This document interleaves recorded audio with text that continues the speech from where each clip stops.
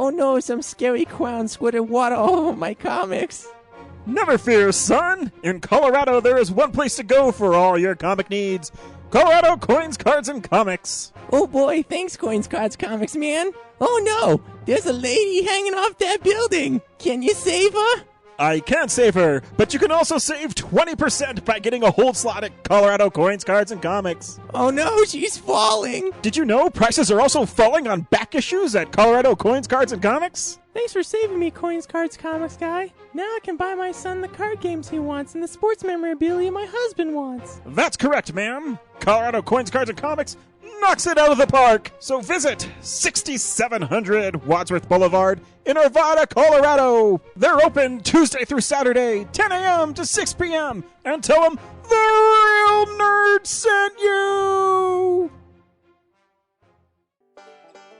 For barbecue that can't be beat, try Birdman Barbecue Sauce.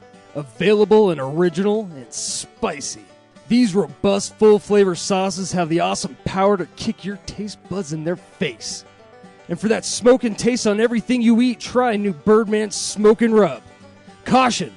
Meat left unrubbed may suffer from flavor performance anxiety. You can pick up Birdman Barbecue at local area Ace Hardware stores, Ruff's Barbecue in Golden, and the Danny Cash Hot Shop off Broadway.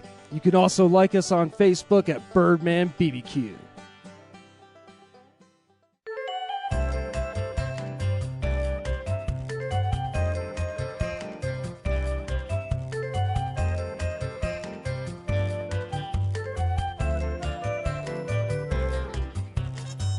Welcome to another thrilling edition of Real Nerds. To my right is James. To my left is Brad.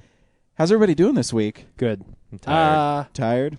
Yeah, no, still good. Yeah. Yeah. I'm sorry you're tired, Brad. A tough week at work. Lots of editing. Yeah, well, that too, and just tough week outside of work. Yeah. Well, you don't look tired. You look Thank like you. you're ready to rock and roll. Wow, that's amazing. Looks like you're ready to grab a Tommy gun and join in the fight in Lawless, which we saw this week. Yeah. Starring Bane, Tom Hardy, Oh, and Shia LaBeouf. it is kind of hard to look at Tom Hardy and not think about Bane right now. What is crazy, though, is in that movie, you just see his eyes, but he has those eyes where you're just, Yeah. they're dreamy and you get, like, lost in them. Wait, are you talking about Bane? Were you attracted to Bane? Dude, totally. Oh, wow. He's so charismatic, and I would join his revolution, because then I'd hope I'd get off the island with him. I guess not the island. I guess No, it's an island. the Pittsburgh, because there's 3 rivers surrounding it. I think it's a peninsula. No. Gotham. It's an island. Like I've looked at the map. It's like I guess it's supposed to be like Manhattan. Yeah. So, Yeah. makes sense. Anyways, we saw Lawless, so stay tuned for that. If you've never listened to the Real Nerds, guess what, guys? You can interact with us. You can tweet us, real_nerds. You can email us. James, you know the email address? Something at Okay, that's taking too long. It's realnerds@gmail.com. Yes. I'm trying to involve you into the openings, but you guys just dropped the fucking ball.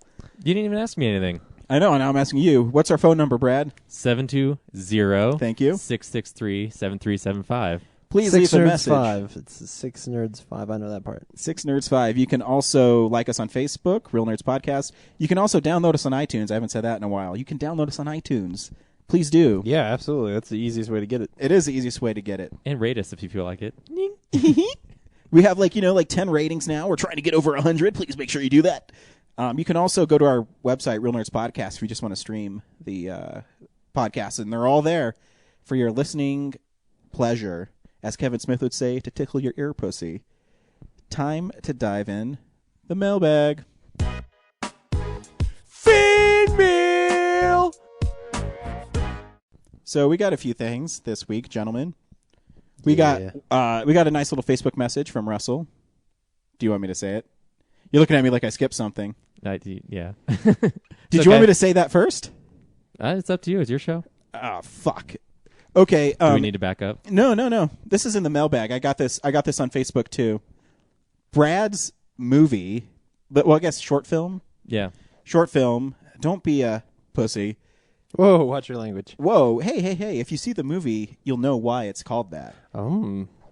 It screens at the Esquire Theater on Wednesday, September 5th at 7:30, It's $12. Buy in advance if possible. LandmarkTheaters.com. They want you to buy in advance because they were telling us when you premiered it at the Gothic that sells out really quickly, correct? Yeah. And so, Brad, why don't you tell everybody, why are you showing it in a movie theater? That's awesome. Because we were selected as one of the top 16 of the 48-hour film project for Denver. Oh, no way. So That's cool. It's the best of screening, and And you're one of the best of. we were Well, that was for selected as sure. one of the best Yeah, of. and I mean, I know you're part of our show, and I would tell you it was good if it wasn't. But in all honesty, it is really good. I would you. tell you it was Um, bad. Yeah, I mean, it's leaps and bounds better than last year's. So Thank you. Yeah, absolutely. because I think it's a little more creative, and It's more us. yeah, it's more you. And the title "Don't Be a Pussy" is really misleading, and it's really funny. I'll never forget when we were at the screening and the title card came up and people started laughing. And I'm not going to spoil it because it's too funny if I spoil it, but make sure you find out. It's awesome. Yeah. It's not sexual, guys. It's kind of a Or derogatory. or derogatory. What would you call it? Like a misleading title, I guess. It's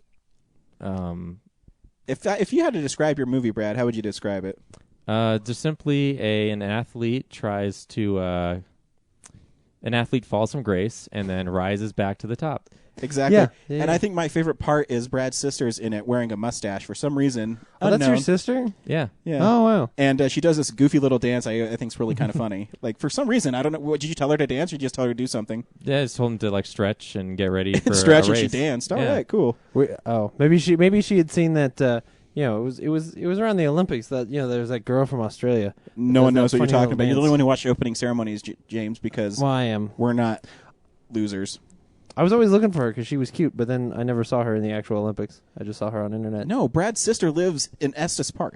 No, I don't mean. So, Estes I was Park? gonna say I don't think she even gets. I was TV not impartial. hitting on Brad's sister from across the couch. That would be weird. Is it Estes Park or Seriously. Winter Park? Or It's partial. well, close. Well, no, I'm not stalking your sister. Anyways, Wednesday, September 5th at 7:30. Go check it out because it'll be awesome. Yeah. And it's really cool that you're on a movie screen, like at a real movie theater, like the Landmark Theater. That's right. I mean, the Esquire Yeah. Theater. Never would I have imagined that I would be showing my dopey little film at a. Are you going to wear your top hat? Don't sit in the again? balcony. Don't sit. Yeah. Too soon for leaking jokes, anybody? But no, I think that I never imagined No, actually. the place I'd go to watch midnight movies all the time. I'm going to be showing one of my own. Yeah, that's awesome. That's like a dream come true. It is. Even if it doesn't, go anywhere. it doesn't matter. It's still cool. Yeah. And at least you'll be bunched with, ones that are good, so you don't have to sit through the one where those kids are screaming, Disneyland, Disneyland, take me to Disneyland. Is that in there? You're looking at me like it's in there. I don't know. It's not. Okay, thank God. Oh man. You're like, don't. They might be listening to this. If they're listening to it, make a better movie. Yeah, That's what I that do. was- I rate movies on here. If I don't remember them exactly, but I think they had a similar movie last year. It's kind of like a home video type thing. What? So weird. And yoga. And why is that so long? Fuck. Or maybe it just seems long. Because they let you do up to 7 minutes. Yeah. Man, it seems like an eternity. Yeah. Part of our goal was to keep it short. So Anyways, you can also go on Facebook, Denver 40-Hour Film Project, and you can. There's a link on there. You can go get tickets. right. And it's on our Real Nerds page too. So make sure you check it out. And also, the Not Literally Girls did. Are they in? Do you know if they're They in? did. They made it. They made it. Cool. So Congratulations. So Not Literally Girls, congratulations! And they're starting a Gryffindor little Pride video. My house, guys. Love Gryffindor. Anyways, we'll get back to Real Nerds mailbags now. Meh. Thanks, Ryan. Thanks Yeah. for promoting my stuff. You're welcome. Good job, Brad. I'm proud of you. Yay. My little boy's all growing up. Anyways, we got a message from Russell in the mailbag. Does he talk about our dicks? No. 'Kay. He says, okay, guys, this just isn't fair. Every week I listen to you and hear Birdman's Barbecue ad, making my mouth water with desire for their smoky, dry rub on my burgers. So buy some. But they don't have online ordering available. Unfortunately, they don't have online ordering. Russell lives in Washington, D.C. He so does, but- you can't just run out to Ace Hardware and get any. Yeah, but Joe said next time Russell's in town, I think he even posted on Facebook that he has some dry rub waiting for him. So Very nice. Can we just ship one to Russell? we could. Yeah, dry rub we can ship for sure. Yeah. You can't ship the wet rub? Well, What's the... the barbecue sauce, you could put it in a box. You yeah. can ship your wet rub. Nice. That's gross. Yeah. Yeah. So anyways, Russell, if you're listening, Joe heard it, and he liked the comment, so you do have some dry rub. So I'll get some from him, and we'll ship it to you. Brad, I'm guessing you have his address? Yeah. I'll Cool. take care of it. Brad has your address. We'll get I it got going. something to send to him anyway. Hey, and so what you'll send him will also smell like dry rub. Yeah, what dicks are we? We gave some to Zach Howard, who lives in Denver and could buy some, and then Yep. didn't ship some Yeah. to somebody who lives outside the state. Hey, but now Joe can say that his dry rub is in a comic book, famous comic book artist's house, being Eisner used nominated. hopefully. And then he went on to say, in other news, I thought it was nice having Jesse on. And a few weeks ago, you had Joe on as a guest, too. Any thought on having guests on more consistently? I think Ryan does a great job bouncing off other people's reactions. Thank you, Russell. I do. We always welcome guests on our show anytime. Yeah, there's always an open invitation. Always an open invitation. So if you're around, please come on. You can call. You can leave us a voicemail if you want on our Real Nerds voicemail and say, hey, I want to, sit on your show. And we'll tell you what time we're seeing the movie. It's usually always around 7:30 On a Friday. and we have dinner before. So you're more than welcome to join us. So please do. Yeah, absolutely. It's an open invitation. We have people that come with us every week, and they're not on the show. So anytime we get a different point of view is always good. That's why we like when people email us and send us Twitter stuff, too, because then we can get a different perspective. I'm sure people are tired of listening to what I say all the time, Yeah. even though I am incredibly intelligent. And I'm really... Oh, that's cute, Brad. You have Batman on your phone. Yeah. Anyways, so we'll get to some tweets. We just got a couple tweets. If we happen to miss your tweet, resend us the tweet. We're getting a lot of mail right now, and so we're trying to not miss anybody. But if we miss something, say, hey, Real Nerds, you missed my awesome view of Premium Rush, no matter what James says. And I'll say, you know what? I'll rush to your tweet and read it. I don't know. That joke fell flat. You're partially distracted by trying to look it up. Yeah, I was trying to look it up. Anyway, Anyways, if we don't get it through Twitter, you should send it by bike messenger. Is what you're saying. yes, exactly. And only Joseph Gordon-Levitt will we accept it from, because he's the Yes. best bike messenger in New York. Yeah. Anyways, at @LimeCoco_nut wrote, been listening to the podcast from Durango to San Diego, 14 hours over 2 days. New record with at infamous Mr. Lynch. You know what? That has to be a record because Brad went on a road trip to Washington, D.C. and didn't listen to it that much. So so thank you, Cora, Yeah, that's for awesome. setting that. That's awesome. We really appreciate it. She's got to be like almost out of episodes at this point, right? Well, no. Ooh. If you do the movie and Spectacular, a film explosion, that one's 3.5 hours. So Right. Yeah. that'd take a lot of time. But I still, hope she's already she's been. not working too far back into the catalog. Yeah, it's just like she. Not only did she take this road trip, but even before that, she was going back Yeah. and forth to Durango. So we really appreciate you listening to them and sending us stuff. I hope you're finding them entertaining.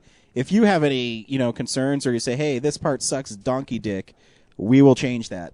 And If she shows up at Denver Comic Con next year and walks up to Brad and goes, "Hey, Brad Bot," she should get an award. Oh, man, right that'd be there. awesome. Right there. that would be awesome. I would never recommend anybody going back to listen to our first episode, but if you're bored one day, please do. When we do the actual movie stuff, it's not too bad. Yeah. Also, she wrote another thing, and she said, listening to the Spider-Man episode, Mark Wahlberg, seriously? That was awesome. Hey, Cora, I got some good news for you. This is even before you tweeted us. Mark Wahlberg called us again. Not Wait, really, Mark really? Wahlberg. Hey, Real Nerds. It's Mark Wahlberg. Wanted to call and say hey. Some guy just says, hey, give me Megatron. And I go, what? You can't take a Transformer. One, they're huge. The other players couldn't do anything. Those Transformers are so big. And he says, Mark, it's not a real Transformer. And I said, you mean a GoBot? You're going to call a GoBot Megatron? That's just wrong. Those guys are fake anyways. I don't think they allow robots in the NFL. He goes, Mark, stop. I'm talking about Calvin Johnson. That's his nickname. And I said, I think I've heard that before. Oh, so thank you, Mr. Not really Mark Wahlberg. We really appreciate you calling us again to let us know about your day. It is really awesome. I can't believe he has time to listen to I our know, right? podcast. I mean, what else is he going to do? Is he working on The Departed too? I think he's the only one who makes it out at the end, if I remember correctly. Oh, yeah, Yeah. you're right. He's the guy in the socks at the end. Yeah, because, he walks up and Matt Damon sees him behind him. He's like, just do it. And then he blows him away. Spoilers for that. Spoilers for the movie that came out 4 years ago, 3 years ago, 2006. 6 years ago. Yeah. Holy shit! Yeah. That must have been one of the first Blu-rays I ever got. It was overrated then too. Wow. What? This guy. Wow. Whoa. This guy. Tell us how great the Legend of Korra is. Dude, oh my god, that show's so good. So again, you How's guys. the newsroom doing lately? Yeah. Good. It's good. Yeah, and you're the only one who likes it. Yeah, but those people are wrong. So you can tweet us, remember, at real_nerds. Thank you, Cora. Again, we Yeah, appreciate thank it. You can email us, realnerds@gmail.com. Dan, we love hearing your emails. And also, you can call us, 720-6nerds5, like Mark Wahlberg. Not really. Just totally did. So thanks, Marky Mark. Guys, What? box office numbers. Okay. This is the box office stats. The Expendables 2 repeated as champs Wow, I'm surprised that movie is doing so well. at $13.4 million. The movie we saw didn't do so well. Oh. Coming in at 8th place was Premium Rush with $6 million. Ouch. I don't know why I say "oh" because I think know, I liked it the least of all of us, but I never like seeing a movie do poorly. Yeah. I do. Well, the whole weekend was terrible. And Really. it's like I always root against, like when Titanic was re-released, I was rooting against it so bad. I cannot Yeah. believe it made another $60 million. And it's bullcrap that, thank you, Box Office Mojo, includes it into their final gross. Yeah. There should be two separate grosses. Yeah, it should be. It should be Titanic and Titanic 3D, because Titanic 3D technically is a new movie, correct? Yeah.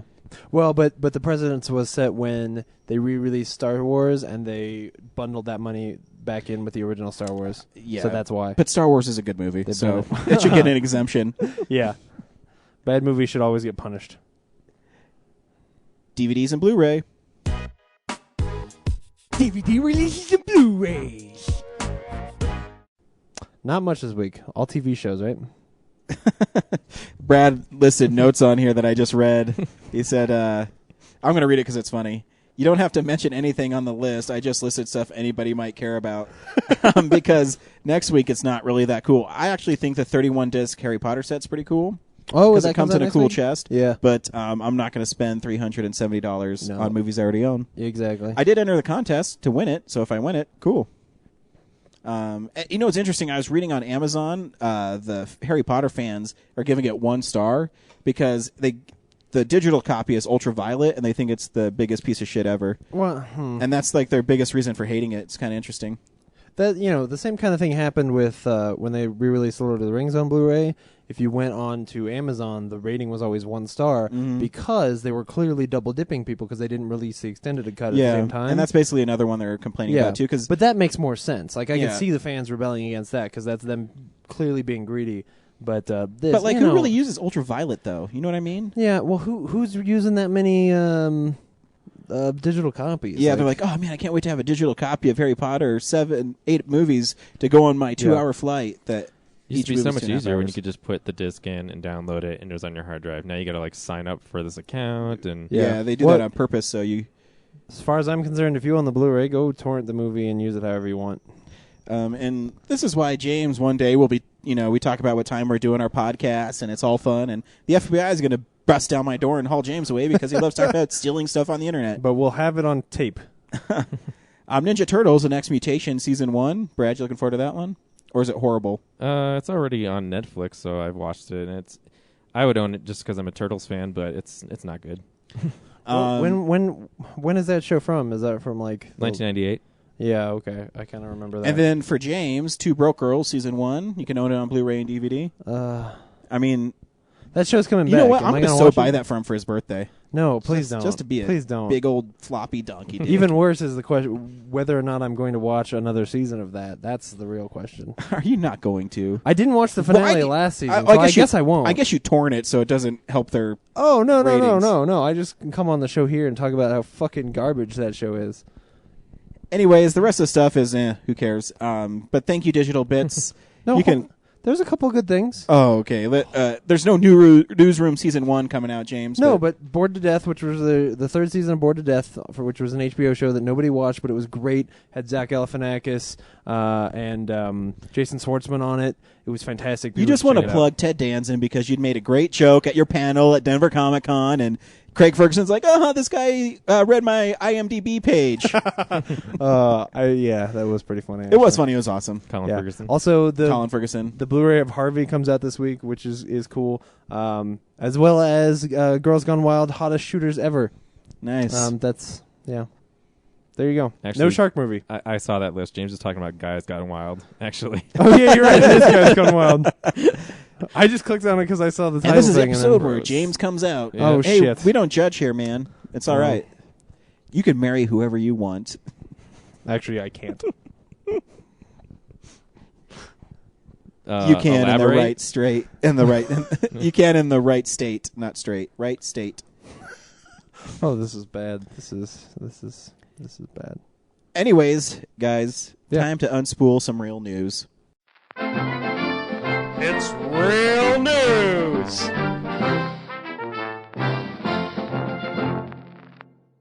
While James takes a delicious drink out of his Mountain Dew. Oh, it's a good. Cha-ching! Thank you, Pepsi Cola. James, what news you got for me this week? Hey, you remember that unauthorized Evil Dead sequel that they were going to make? Just Yeah. some, like two jerks in a closet somewhere. Mm-hmm. Yeah, Probably well, for Asylum. yeah. No, it was Renaissance Pictures. Renaissance Pictures is Evil Dead. Oh no, you're right. Renaissance This Pictures guy. is the. Never mind. Sorry, I just saw it on the thing.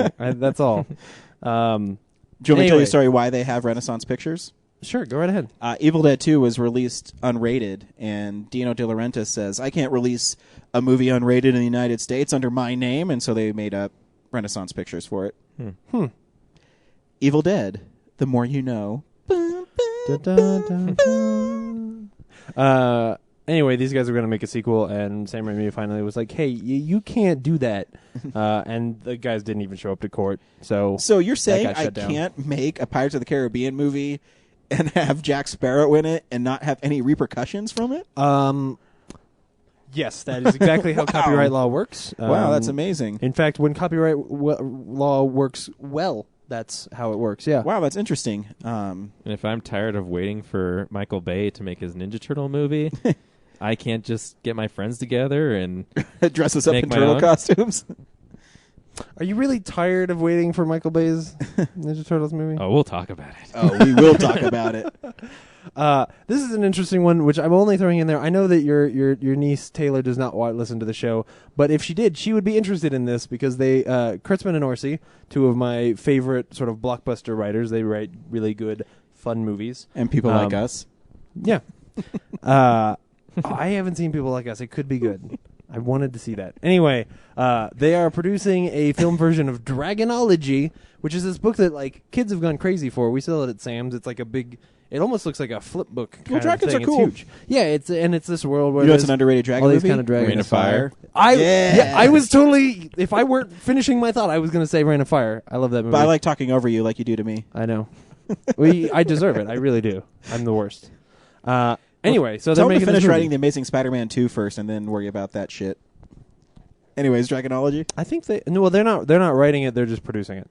They're the guys who want to make money off of. So it's basically like they're paying it to be like the new Hunger Games Harry Potter thing. It's writing along that line. I think it might be aimed at a younger audience than that. Hopefully it's cooler than Aragon. Because I don't think it's got a lot of like romance kind of shit in it, Mhm. which those books are really just teen romance novels. Mm-hmm. But and that's just what I've gleaned from what I've heard about it. Obviously, I don't know. We'll have to have Taylor on when the movie comes out, and she can talk about how much she loved it. I brought it up because you actually bought her that book, so or your wife did at least. News has come out this week that the next Batman movie we get might be the Justice League movie. That the way they might reboot Batman is to have Batman show up in the Justice League and then make Batman movies after that in a very reverse Avengers kind of movie, which, we knew this was a possibility with the other characters, but everybody kind of thought, like, well, what are they going to do with Batman? I would see the Justice League movie if they had to like coerce like Bruce Wayne into joining the Justice League and it's Christian Bell, and that'd be sweet. Or if it were Joseph Gordon-Levitt. Like, if it were Joseph or Gordon-Levitt something Batman, like that. I could Where be they down kind of for had that. to like trick him in or like ask him to do it. Yeah. Anyways, I mean, not that I really want to connect the Nolan verse to a JLA movie, because I don't expect the JLA movie to be any good at all, but This just sounds like the worst idea. I think it's fine if they just leave Batman coming in at the very end of the movie. Or leave him out Or of leave it. him out, man. Like that's the tag scene for like into the next movies is, Yeah. something Bruce Wayne does like for the climax of the movie, introduces him, and then Yeah. or the new Bruce Wayne or whoever's going to play him, because Christian Bale won't. That's for sure. I could see them just leaving him out being fine because he's the character that fits in the least. Like the rest of them Right. are cosmic, like mystical characters in one way or another, and he is sort of this gritty. In the old cartoon show, he was played off in that sort of Adam Westy kind of a Batman where he was just blue. I don't want to Yeah. see that. It's not. Have you ever heard of a show called Toy Hunter on No. Travel? Yeah, it's this guy who goes around, this totally gay guy who goes around to like toy shops and finds like hard to find toys, and he's a total phony because he pulled out this thing from 1970s and he's like, "Oh, it's Darkseid." I'm like, dude, you're a phony. No. Every comic book person knows it's Darkseid. No. I'm like, what are you doing, man? You're a phony. What a jerk and a half. I know, right? But it's cool. It was like a little jet that came with him and it shot stuff. Well, and maybe That's what I mean. He's a phony. maybe he only ever read the comics. But you know, if anybody and just- who reads the comics knows, yeah, you're right. Or at least they should. they should. Some people pronounce things wrong. I don't know why I mean, I'm I defending do, this but guy. I've I never mean- seen a stupid show, but I mean, I didn't know if it was Michonne or Michonne or whatever in Right, The exactly. Walking Dead till someone said it, but yeah. still. I mean, the character came out, what, in 1967? My back in the mid '90s, my brother would call DOS DOS because he was studying Spanish at the same time he was learning to Spelled the program. same way. Exactly. So sometimes some people just learn to do But things if weird. you claim to be an expert, Yeah. True. You You know. claim to be an expert. But maybe Claim to he's be an only an expert on how much toys cost and and not how much he loves them. You see what I'm saying? well, he was saying how cool the toy was. oh, okay. I don't believe him. All right. Well, some cool people are still making TV shows, and some cool people are coming back to television.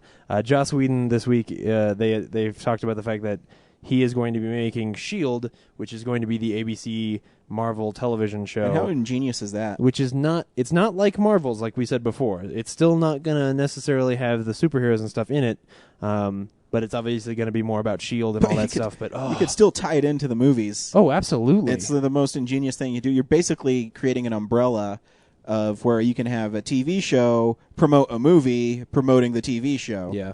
It's ingenious. But as far as I'm concerned, better than all of that is the fact that Joss Whedon will be writing and directing the show.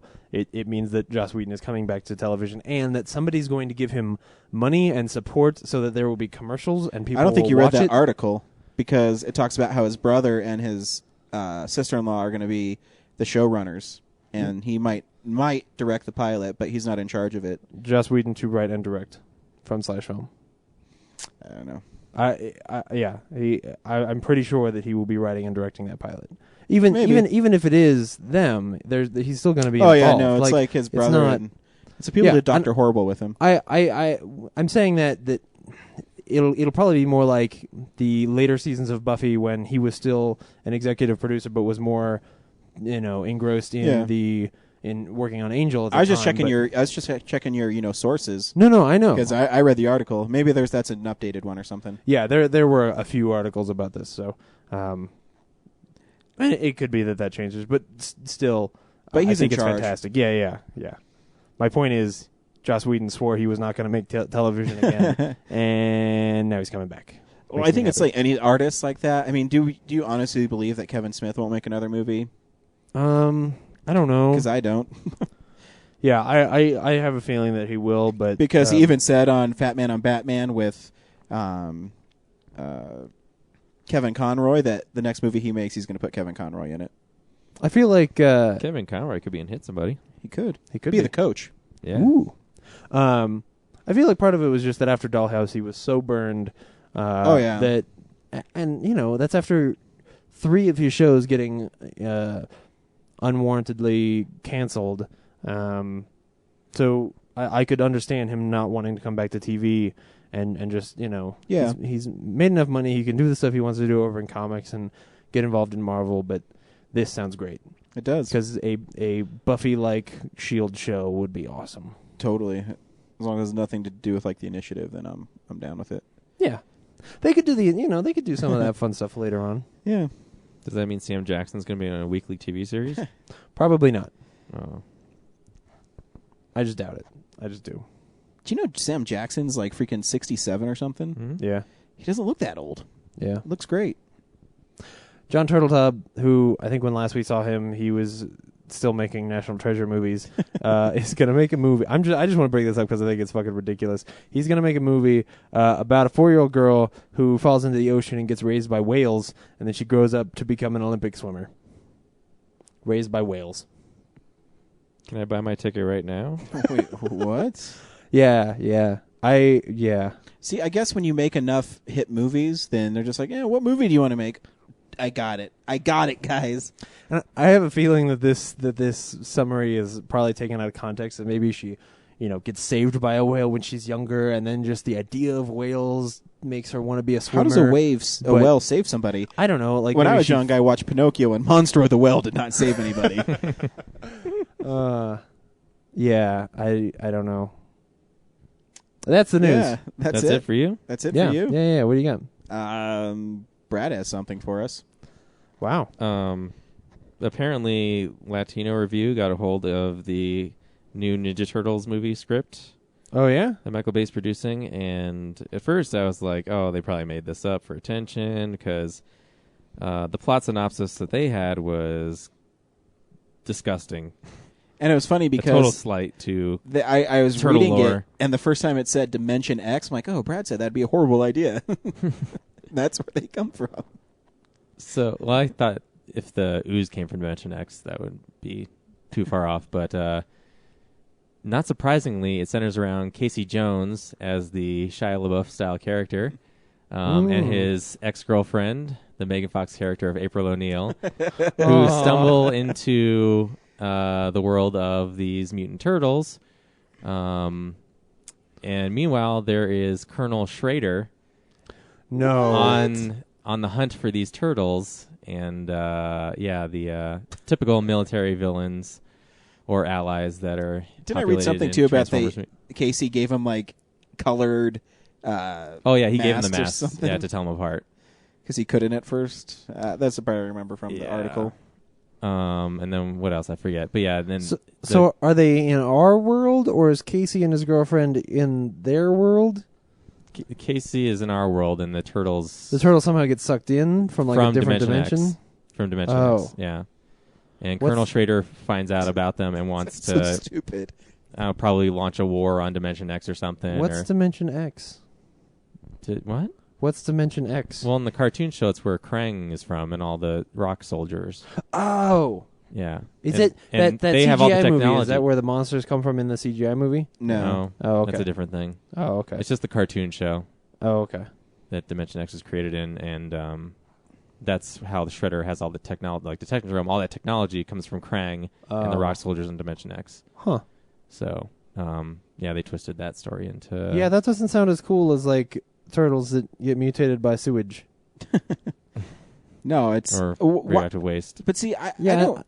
But anyway, Michael Bay put a response online saying that that script is an early draft and it was tossed in the shredder a long time ago. That's good. But, I mean, why do they feel like they have to change it so much?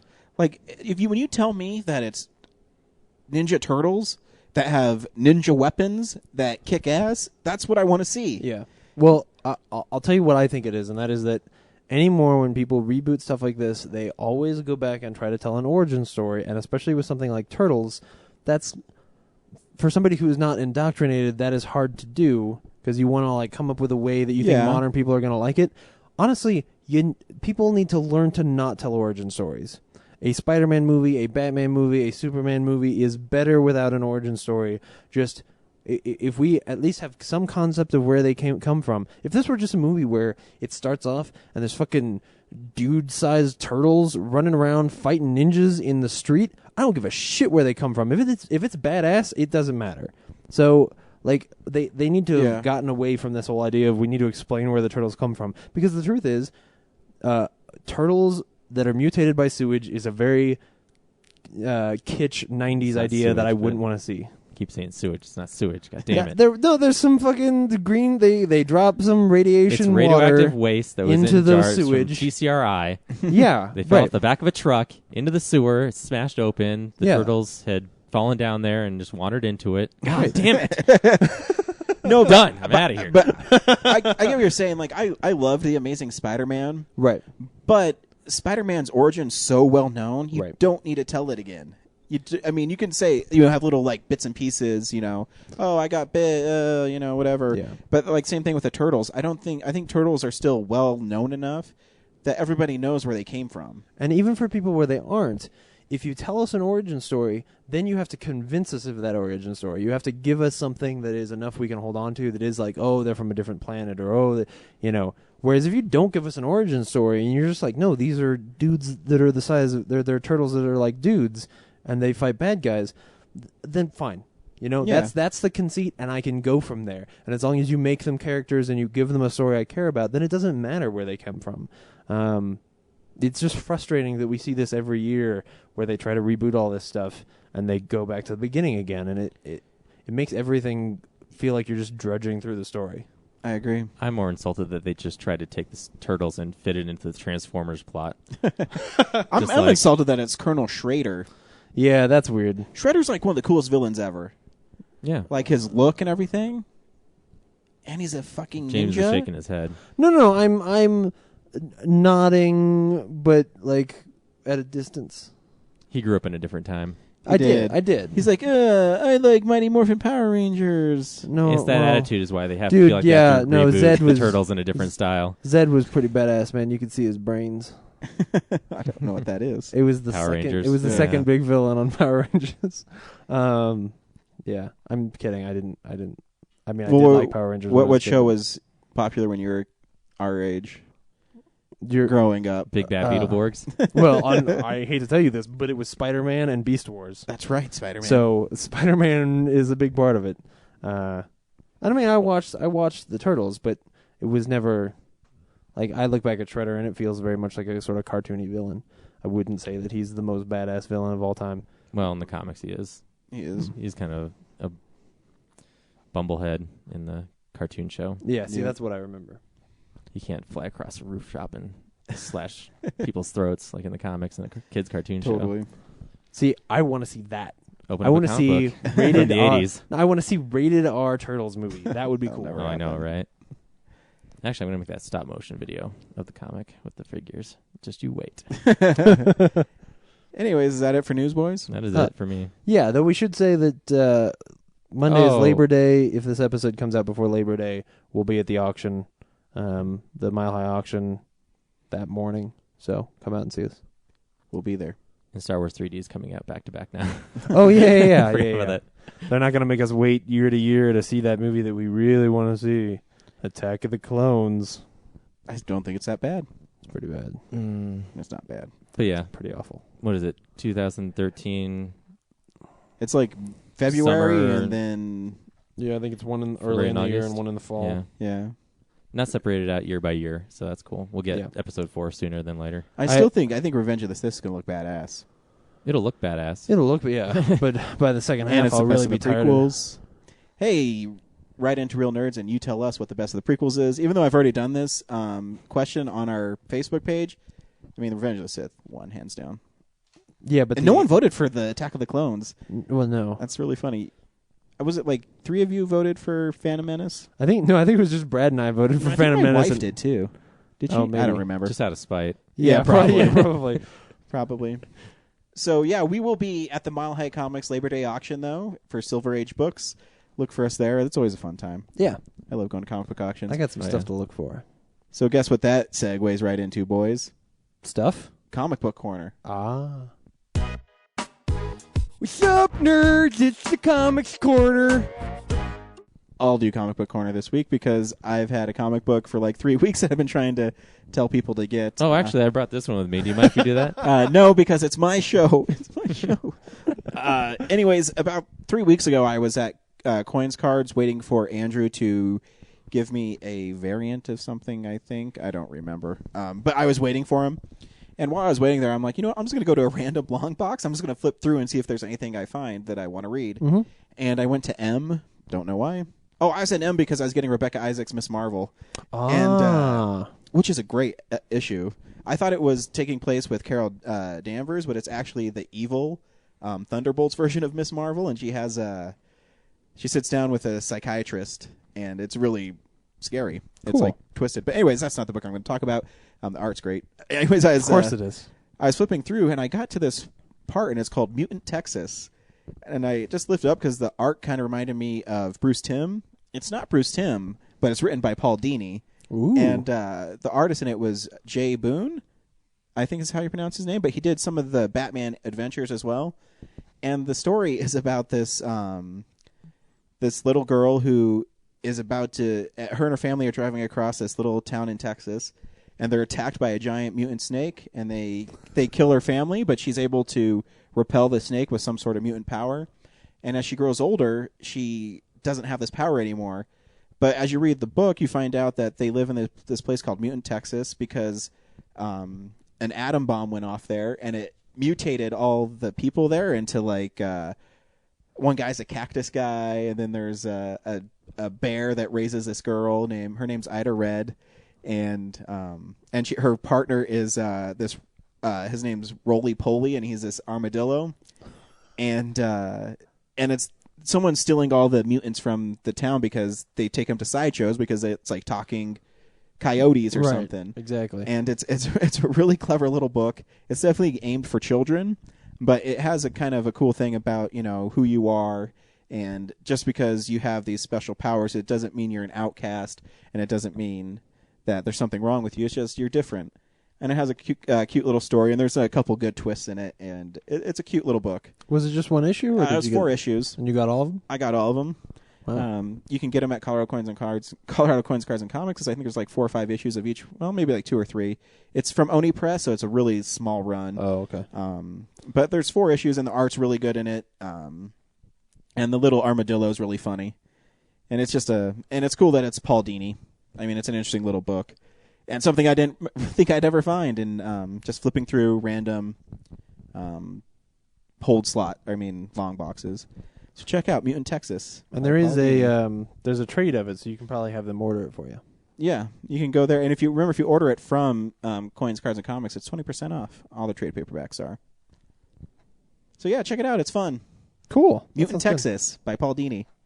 Too funny. And what's cool is, too, when you read those independent books, I love reading the disclaimers in it because it says all characters owned by Paul Dini. So I like that there's creator-owned. Because if you know anything about the history of comics, Superman and Batman and stuff, Bob Kane and Schuster, they had a hard time convincing people that they created those characters. And the Siegel and Schuster guys for Superman, their family still, like the character reverts back to him after, I think, of Man of Steel or something, because they never got money for it. Yeah. Which is really sad. Or do they have to? Or does Warner Brothers have to keep making something Superman like that movies? I think they get a cut of it. Keep them from getting it. I think they get a cut of it now, though, because they're awarded it. You'd have to read the story, but I do know that they struggled with it for a long time. Yeah. So, anyways, yeah, Mutant Texas, Paul Dini. He's a fun writer.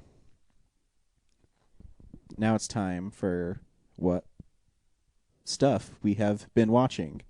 I don't know why I did that like that. That was stupid. You can do it again if you want. No, that's all right. Leave it in. I like being stupid.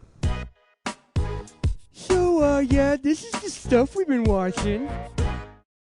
I watched a few things. The first thing I watched was Conan the Barbarian, 2011. Yeah, the new one? The new one. It's horrible. Yeah.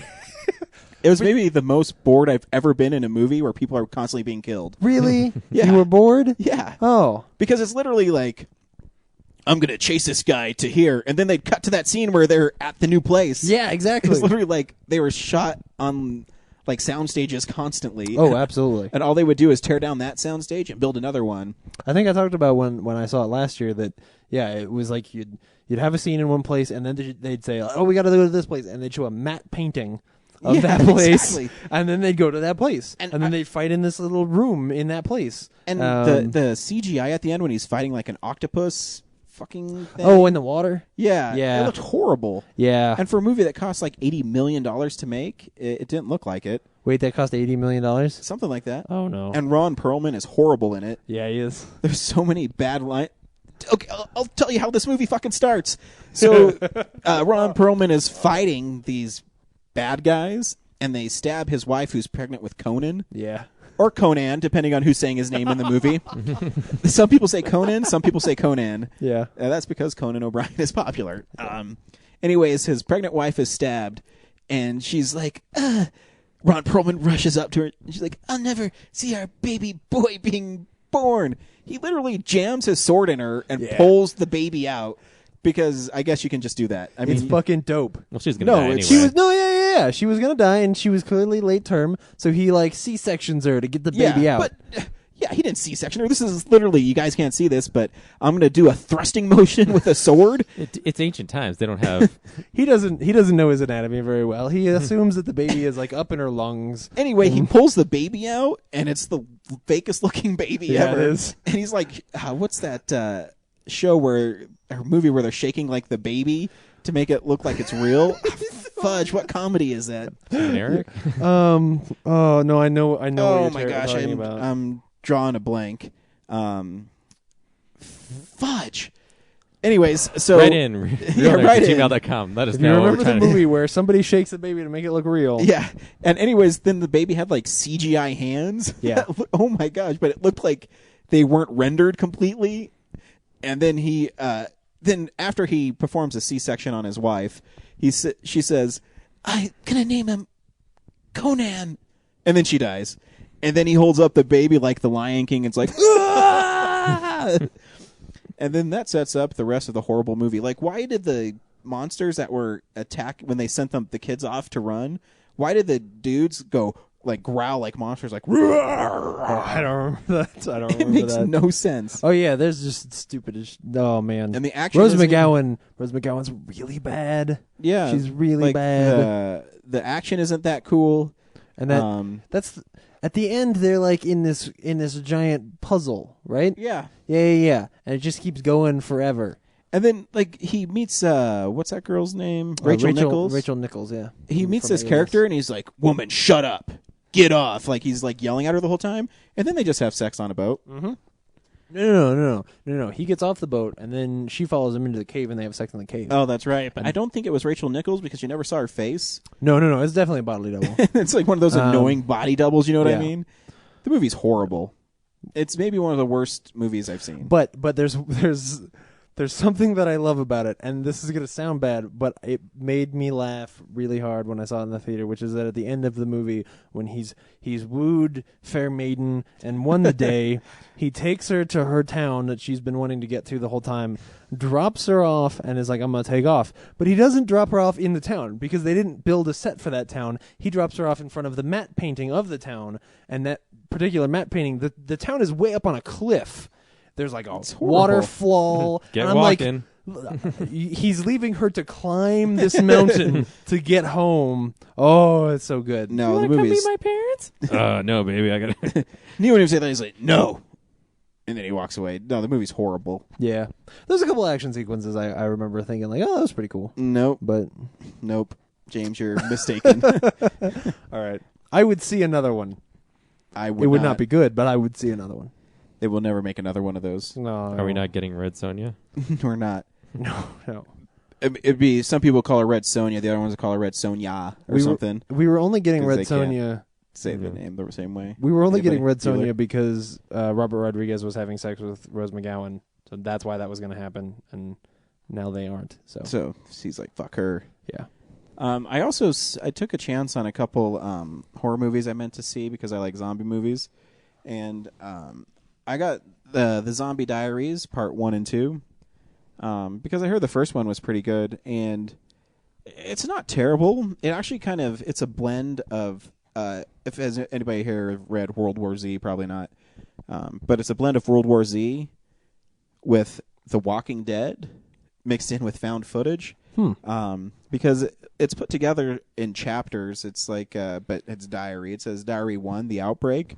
So this is film crew. They're doing a documentary about contaminated food, and they go to this farm and no one's there, and then they go to the town, no one's there, and then it cuts to the next chapter, and it's called the Survivalists or something like that, and then it just shows their progression, and I mean it's all right, except everyone's afraid of the zombies in it, but they make the zombies so slow that you could literally just like run past them. Yeah. And I don't know how you could get overwhelmed. There's a lot of like women stopping and screaming and screaming, and the zombie slowly marches. And then you see the boom mic come in the camera. Yeah.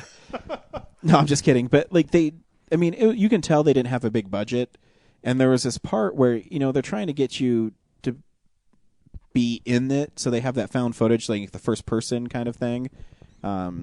And so they'd be like running through a field, and the camera would be swinging from side to side, and all of a sudden the light would shine on like some zombie's face, but the makeup wasn't very effective. And not that the idea was kind of cool, but it just they didn't have money, and you could tell. Yeah. And there's a fine line. It sounds kind of stupid, but there's a fine line between the zombies being too fast and being too slow. Right. Something like I think The Walking Dead does really good is the zombies have a reaction to what's going on. They never run. Yeah. But if they get excited, they move a little quicker. And they tend to come out of nowhere. Exactly. Like it tends to be scripted in so that they can just sort of appear pretty close. And I also saw another movie called The Dead earlier this year that I didn't think was was actually pretty good. And the zombies moved really slow there. But there was just so many of them because it was in South Africa that you're just overwhelmed by how many there are. Yeah. Here you could tell they didn't have enough zombies to put in the like the background. So they'd always show like, oh my God, there's the zombies. How are we going to get around them? And you could see like the 10 zombies they had. But they're shooting in widescreen. So there's like all this space on the left and right of these zombies. And they never showed people really getting attacked. They'd say, oh my God, he's getting him. And then there'd be blood everywhere. So yeah, it's all right. Not that good. Yeah, but the Walking Dead part is there's people there that are worse than the zombies. Yeah. That there's this guy who's killing people just because he can, because the zombies have overtaken. And then part 2 is basically the continuation, but it's showing it from the military point of view. So it's like one long, depressing, boring thing. And, there's some effective scenes in it. There really is. But the zombies, they announce them with like the sound of flies. So you always hear zzz, so it takes away the suspense of like maybe a zombie's coming around the corner. And the second one, they had this great opening. It started out great about this family just like adjusting to the zombie apocalypse, and the little girl's birthday, and she blows out the candles, and she says, they said, oh, what do you wish for? She says, oh, I just wanted the lights to come back on because there's no power. And they look at her, oh, that's so sad. And then they hear, like footsteps outside, and of course the dumbass dad goes, oh, let me go see what's out there. And then the mom takes the camera with her. That's one thing I hate about found footage stuff is turn off the fucking camera. Yeah. Anyways, she goes out there, and the little girl screams, and then the mom runs upstairs, and I thought maybe the little girl got bit or something, but she's hanging on her bed, and the mom has the camera focused on her, and you hear like footsteps creaking up the stairs, and that's cool. But then she doesn't close the bedroom door, and so she like moves the camera, and you don't see anything, but you still hear the footsteps coming up. And then they do the stupid thing where they turn back to the daughter, and then you hear the flies, and then, of course, the zombie's right behind her. Mm-hmm. Like, why didn't you shut the fucking door? I don't get it. Yeah. Like, if you heard people in your house, you'd shut the door. But, yeah, whatever. You said that the second one is from the military point of view. Is it like a military photographer? Is the shaky cam a little better? Yeah, it is. Yeah. The military guy is he's the military photographer, so he's documenting what's happening. But, again, the zombies are so slow, like... The military should just be able to mow them down. Exactly. There's a part where the military has all these guns, and there's, I don't know, you can see like 20 zombies coming in, and they have, submachine guns. Yeah. And they're moving like, you can't see what I'm doing on the podcast, but I'm literally footstep. Yeah. Footstep. I'm like, you guys have submachine guns. Yeah. Just aim high and be done with this. And they're like trying to mow him down, but they're like not hitting him. And the zombies are maybe 20 feet away from him. If I had a submachine gun and they're walking that slow and they're not dodging the bullets or trying not to get hit, you just create a big pile of zombies. So yeah, that's my biggest problem with it is there's a fine line between too fast and too slow. Yeah. And these ones were way too slow. I only brought that up because that was always my idea for if they ever did do a Cloverfield 2. I was like, well, you should have whoever the guy holding the camera be either like a military photographer or actually like a news crew that was there, so that then you can have an excuse to lessen the shaky cam, because you can say like, well, it's a professional photographer, and then that goes a long way to letting us, not be okay with the like, well, why didn't you ever turn off the camera, that kind of stuff. That would be still a good movie, man. It would be, and the thing it's is, a good idea for a sequel. I think Cloverfield's a great movie, and I mean, there's a fine line with found footage because they don't have money. Yeah. And then just making it stupid. Like, I didn't like the whole you're running through and then the light would shine on the zombies and they would be dodging the zombies. Well, if that was the case, then why couldn't you just keep on running from them? Because it doesn't make any sense. At least your found footage movie actually had things happen. When I saw Alien Origin, the Asylum movie, that was a found footage movie and nothing ever happened. It was just people talking. Yeah, I will say this about these movies, though. The guys who made them actually tried to do something different. Yeah. And they try to be creative. And, I mean, there's some effective moments in it. It's just they didn't have enough money. Yeah. And, I mean, if you like zombie movies, it's better than a lot of cheap zombie movies. and you've seen a lot of cheap zombie movies. I have. And, I mean, there's ways because you're limited by the budget that you can't show, Greg Nicotero-style gore. Right. But, if you make it effective, you just got to make it claustrophobic. And, I mean, they do a good job at some point in the movie. So if you like zombie movies, you might like it. Cool. Brad, what did you watch this week? Not a lot at all. No? I rewatched Fantastic Mr. Fox, which is still as adorable as ever. Awesome. And that was really good. Thanks. Man. And then Saturday night, I was flipping through my movie phone list and saw that the Colfax Film Center was playing Back to the Future Part 2 in 10 minutes. So I jumped in the car and scrambled on over there and sat through a film print, scratches and all, scenes missing of no way, Back to the Future Part 2. Whole scenes were missing? What was missing? Not whole scenes, like some just clips. Like had weird cuts in it? Yeah, like you'd be expecting something to happen because maybe you've seen it a line before of and then it's dialogue. just not there. Yeah. Yeah. Or Marty! Yeah.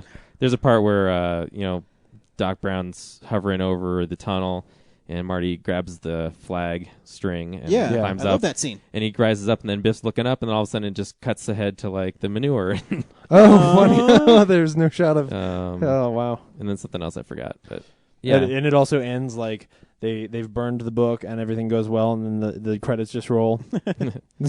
Doc Brown never goes back in time. Yeah, but still a fun movie. I don't see why. What? Oh, sorry. My dog looks so pathetic. Yeah, Ryan's wife is putting a sock on the dog, and it's really sad looking. He's gonna get that off. I hate you. But anyway, a lot of people think Back to the Future 2 is like the worst of the Back to the Future movies, but really? I really feel like all three are one big movie. Yeah, I don't think it's bad at all. They're very consistent, and actually, early on when Marty is in Future Hill Valley, I was just marveling over the attention to detail to like things that are going to happen later in Back to the Future 3. Oh, yeah. That's just like all these not illusions, foreshadowing. Yeah. It's fantastic. It is really cool. Yeah, it's really creative. People tend not to like that movie just because they don't like... It's actually that scene. Like, I think people just think it's too corny to have that whole... like fighting the few, you have to have power like that, which is great. Oh man, I think Back to the Future 2 is cool. Yeah, I've never watched a Back to the Future movie and be like, oh, this is not that good. I think it's actually the one I quote the most because I do a lot of what's the line? The easy way. That was the scene that was missing. Oh, was it really? Marty's like screaming and backing up from the TV, and then like the guys are behind him. They're like, "Come on, don't make this hard." And then it just cuts, and he's up in the tower. No. Sitting with his mom. Yeah. Oh, that is a great scene though when he's talking to old Biff in his office. Yeah, that is good. That's one that I bet crazy everybody wild-eyed scientist or. I bet that's one that like everybody in the audience would have shouted, when he gets knocked out. The easy way. Yeah, all 7 people. Oh, that's too bad. Yeah. That's a great movie. Yeah, this was my favorite when I was little. Hoverboards, baby. Yeah, exactly. It shaped a vision of the future for me. Yeah, and it's actually not too far fetched. And there's this cool there's Roger Rabbit in the vintage store. It's great. Oh, that's right. That's cool. Little Roger Rabbit doll. Anyway, so yeah. And then some animated movie called Renaissance, which we'll move on. Oh yeah. That like not cell shaded, but Yeah. it looks like Equilibrium, but also looks like Scanner Darkly? Scanner Darkly. It looks like what's that guy from video games who did like No More Heroes and Mad World? Suda 51. Yeah, it looks like a big Suda 51 movie. Yeah, weird. Yeah, I like it. It was like $5 on Blu-ray, so Oh, cool. yay. Yeah, I kept meaning to check it out, but I never have. Hard to follow story, visually stunning to watch. James, what would you watch? Well, the first thing is slightly cheating, but I played through the first 3 chapters of The Walking Dead this week, which I can talk about because it's The Walking Dead, and we talk about that stuff here. And if you like video games, you should check it out because it's really good. Each one so far, they've sort of been able to look at a certain sort of conflict, put your character and the characters that you're with into a situation where either you get to solve a mystery or you're pressed with a pretty hard situation. And it plays almost like a choose your own adventure kind of thing because you make choices and then in the next episode, But if you don't like the choice you made, can you go back to page 13 so you can change the choice?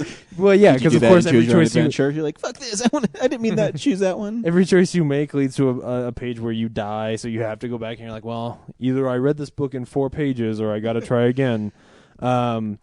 Yeah, no, it is. Well, but it's cool because like you'll make a choice and maybe a character dies, and because you made that choice, that will it'll have a wake throughout the next few episodes of the show. Or of the game, I should say. So it's really cool. If you like The Walking Dead, definitely check it out. You can get it on PC and PlayStation and Xbox and all that stuff. So get it on PlayStation. Yeah, absolutely. Or PC. Steam is cool. PlayStation.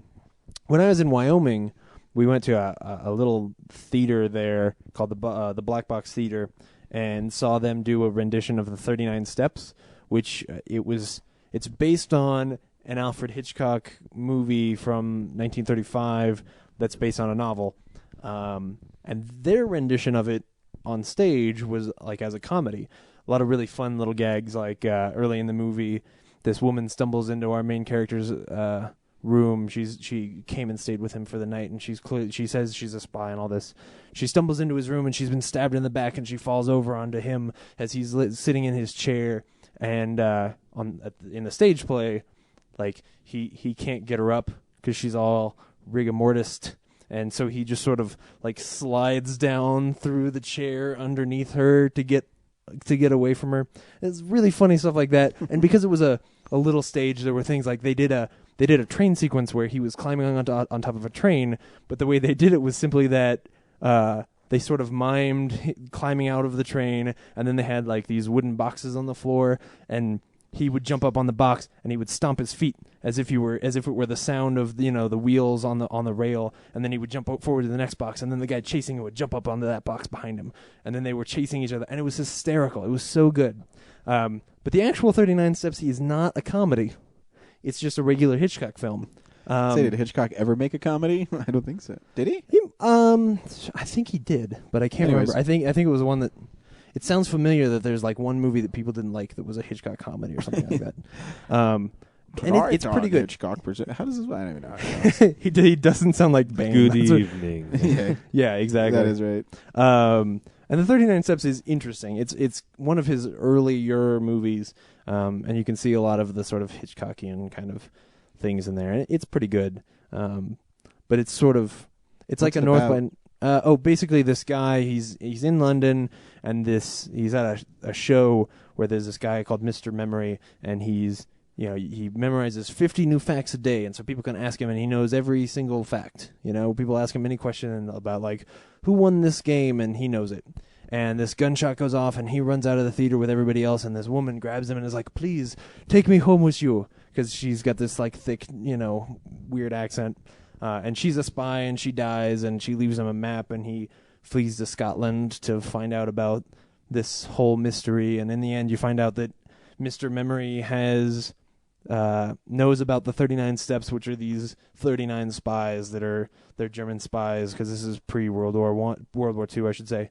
And then he marries this other woman the main crux is that at one point he meets this woman on a train, and then she gets him in trouble, and he ends up handcuffed to her, and they have to he has to convince her that he is actually innocent of the murder of this woman the spy, and then they have to solve it together.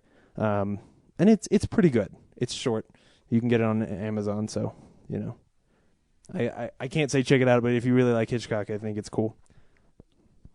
I also saw the first episode of the Mindy Project, which is the Mindy Kaling show that they put it on Hulu for free. I don't think it's actually aired yet, but it's okay. Did either of you guys see it? I thought Brad might have checked it out because you like The Office, but it's not. I don't really watch primetime TV. Yeah, and it's not really like The Office. I don't know that I ever really laughed during it. It feels kind of sitcom-y, which is weird because I like How I Met Your Mother, but How I Met Your Mother is kind of special. I don't know. I don't know that I'm actually going to watch it. It didn't really grab me. But you guys should check it out. I would like to know what you think about it, just because... It sucked. You guys should watch it, though. Well, no, everybody's tastes are need someone different. else to exactly. That's what I validate. mean. Yeah, exactly. Like, I kind of expected this to be more important because I've heard about it for so long, and she's coming out of The Office. I feel like there would be more support behind it, and that it would really be something special, but it feels very run-of-the-mill. Like, she's a doctor, and she goes on dates, and she's not happy or whatever, and things that are supposed to be funny happen to her. And it's charming at first because it talks about how she's like a big fan of all these chick flicks, and at the beginning she gets locked in an elevator with this doctor, and she plays it out like the things keep happening to her, and she's like, I'm living out a chick flick. Like, and in that scene I thought, oh, this is cool. Like that's going to be the end to this show, that she thinks she's living in a chick flick and things keep happening to her, and she's really just warping reality into a romance film. But that's just that scene. And then it moves on. And I was like, oh, okay, well, that's not what I wanted. And then lastly, earlier this morning, I was going to bake pies today, but I didn't. I went and saw Paranorman, which was a great choice. It is. Because that movie's really good.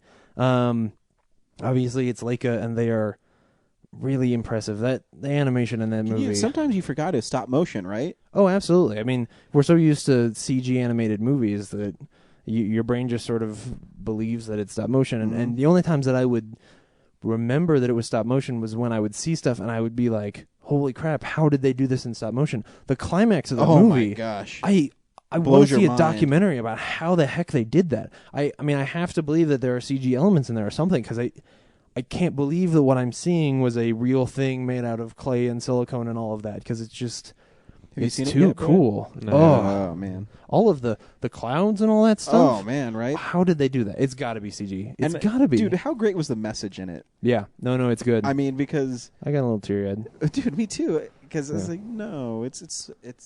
And it's like you said, I said in the car on the way to the movie tonight that part of what really sold me on, like, I have to see this movie is because 2 weeks ago when Ryan talked about it, he said the magic words for me as far as kids' movies are concerned, which is that it doesn't talk down to kids. And it's true. Like, it deals with some pretty heavy stuff, and it does it in a very, like, no, we're going to talk about this and say these things and move on. I mean, there's that scene you talked about in the car where his mom says, like, don't... His dad's kind of mean to him, and his mom's like, no, it's okay. He's afraid. And Norman says, well, he's my dad. He shouldn't have to be afraid of me. And, like, just that line is so heavy. And, like, to hand that to kids and say, like, here, deal with this is ballsy and the right thing to do. And it's what I expect from entertainment. Yeah, because, it's really, too, it really deals with issues now, like the bullying. Yeah. Because it's so... the part that kind of teared me up was he's telling that girl, he's like, you don't have to be afraid. Yeah. You don't. They were terrible people and they did terrible things to you, but not everybody is that way. Yeah. And then there's that cute little scene at the end where it gets all quiet. Yeah. Oh, dude, it's so good. Yeah. Yeah, and the fact that the message is this sort of the postmodern kind of, we've been through the 80s and the 90s where there were plenty of movies about kids. Don't be bullies. Bullies are bad. But this is really a movie about don't hate bullies. Mm-hmm. Like, that's really what this is about. And don't let being bullied make you one. It's so good. It's so good. And how great is that? Dude, he's Cody so McPhee good. is great. If you had told me Anna Kendrick was in this movie, I'd have seen it Thursday, the day I got back from Wyoming. She's, got a great voice. And there's there's a great moment at the end where she's swooning over the jock, and Yeah. I won't spoil it because it's a great Yeah, that little line. bit. I kind of saw it coming. You kind of do.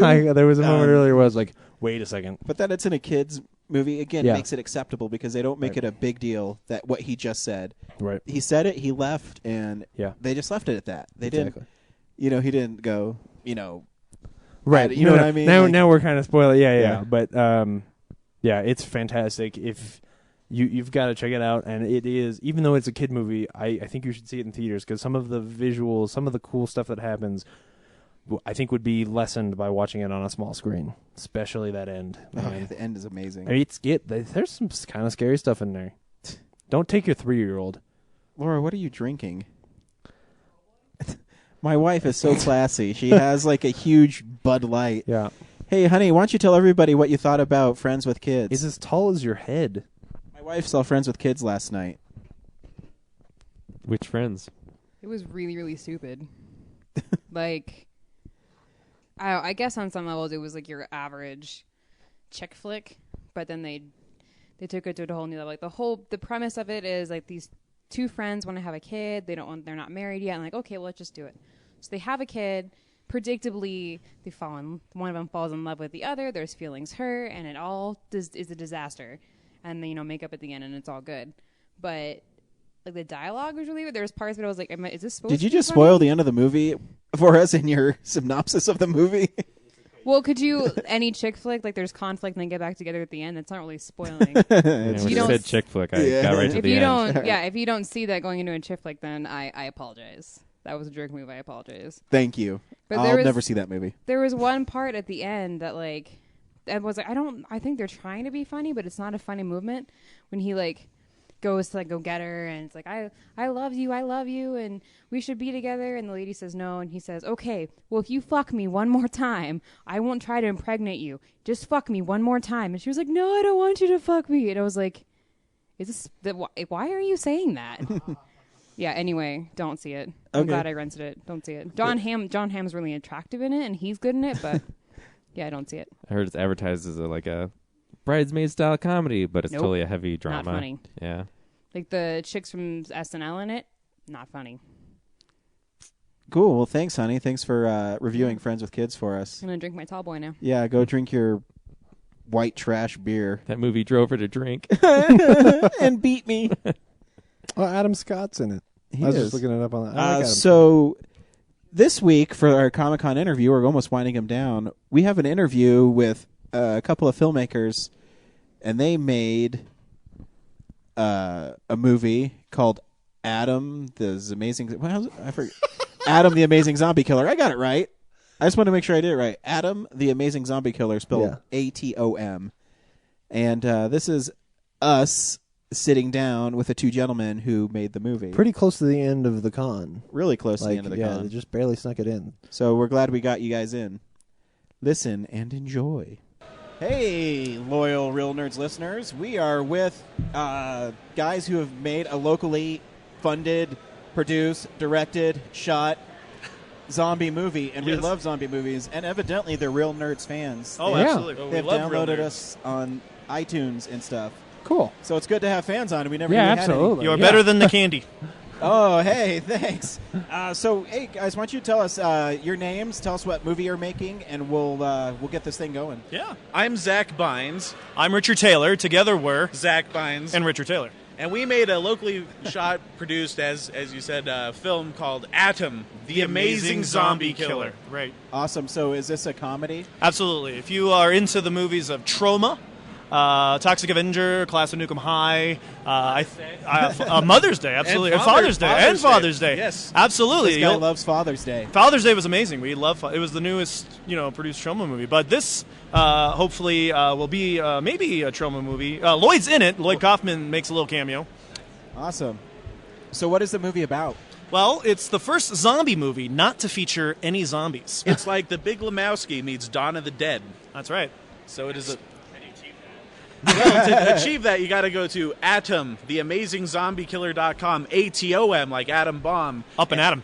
We don't want to give too many spoilers of the movie out, even though I'm sure if you look around on the interwebs... It's a sports movie. It's about bowling. It's really about bowling. It's about Mischievous, slutty girlfriends. No zombies in our movie, but it's a zombie movie. Don't get us wrong. We have plenty of decapitations and boobs. So we also pretty have much everything. local radio DJs Uncle Nasty, Matt Need, wow. and Maris the Great, who was in a band called Maris the Great and the Faggots of Death. Makes Right a little on. cameo in the film. So is it extremely gory? It is extremely gory. That is one thing that me and Richard like to see in movies is plenty of blood and gore. So we wouldn't make a movie that we wouldn't want to watch ourselves. So blood and gore and boobs with jokes in between. Basically, we made a movie to make blood effects, Awesome. So and we what wrote a do you story do around on the it. movie? Well, I wrote, direct, acted. We both did the same things. So I mean, you guys okay. are like a one-man wrecking crew. we're like a But- one-headed but dragon. with We're two like of a them. one-man wrecking crew, but there's two of us because we're not that organized. So when can we see it? Where can we see it? What's right the now, we're stirring up support for Adam the Amazing Zombie Killer. Unfortunately, we weren't invited to be part of Denver Comic Con, so we snuck in. We snuck in with accordion, and we're just harassing everybody to go check out our website, atomtheamazingzombiekiller.com, and hopefully we'll get some local screenings very soon. Yeah, we're Very doing cool. the festival right now, so Cool. So hopefully. can you download the movie right now? and watch it? The preview's online. Right now, we're doing the festival circuit, hopefully to get distributed by, maybe Troma. Awesome. very cool. That's really cool. So yeah, if you guys maybe want to put a link to our trailer or a Yeah, website we or would. anything. We can Yeah, do we'll throw that. some up Awesome, there for guys. sure. We can do that, and just make sure tell people one more time where we can find you and what else we can do for you to promote your stuff. atomtheamazingzombiekiller.com, and if any of your listeners out there happen to have seen the movie, go on our IMDb page and write a review and like us on the Facebook, atomtheamazingzombiekiller.com. Cool. Very Awesome. cool. Thank you, you Real so Nerds. much. Yeah, guys. thanks for stopping by, Thank you, guys. Real Nerds. Awesome. We love you guys. Denver zombie movies. Yes, absolutely. Thanks. Thank you, Shot guys. in Denver? Yeah, absolutely. Oh, Yeah, awesome. the whole thing. Then we can say cash register building. Yeah, no, well, we don't got the skyline in there, but we filmed in bowling alleys. It's a bowling movie, like I mentioned. Oh, wow. So we put out a lot of bowling alleys out of business. Cool. We filmed in 5 total. The movie only takes place in 1, but 5 total. 4 of them went out of business. What's the most notable place we filmed in was Arvada Elvis Cinemas. If you've Oh, ever yeah, been I there. do know where that's Oh at. yeah. Yeah. It's the only Yeah. place left where We you can took see a over the movie whole for place. cheap. What's that? It's the only place left where you can see a movie for cheap. Oh, I know. That's right. And, it's actually one of the more beautiful theaters in the state. Like it looks Yeah. really, it's 80s, has the rope It lights, looks has really the good in the movie. arcade. It is. Really? But we needed a movie. They go to see a movie in the movie, so we needed a theater. And we asked the Mayan, no. We asked the Esquire, no. We asked all these theaters, no. But the Elvis, yeah, come on in. Awesome. Good Cool, for you very guys. cool. Yeah, it's Yeah, good to isn't it know for us, Yeah. if we're ever shooting anything. Dude, totally. They're really cool guys. Awesome. Thanks a lot, guys. Yeah, that was you awesome. too. No, well, Appreciate thank it. you for having us. Really, that was awesome. Thank you so much. Cool. Thanks for stopping by, guys. They did a premiere of it, or one of their screenings of it this week. So unfortunately, this will air before you hear it. But they're having another one in October. If you go to their Facebook page, Adam the Amazing Zombie Killer, you can look it up there. Remember, That's right. ATOM. And BizJack Flemco Productions is there. BizJack Flemco. So they have Productions. other zombie horror movie stuff. They do some great gore effects and things in their movies, and they have a very Troma style feel to their. So right up Brad's alley. He loved Father's Day. Yeah, and I saw some pictures from the set and stuff that they posted on Facebook. That they're certainly having fun. So support your local independent movies.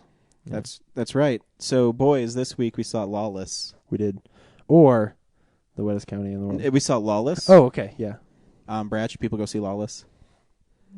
It's a good movie, I guess. James? I mean, it's a little cheap because this movie totally plays to all of my sensibilities, but I've kind of been waiting for the fall to start because I wanted to see a really good movie, and this to me is a really good story, character-driven drama movie. It's not technically false, but yeah, I thought the movie was good. Well, you know what I mean. Yeah, I do. Once I'm just once so many blockbusters are over, then they start kidding. pumping out Character your stuff, yeah. your story movies. So anyways, here's the trailer for Lawless.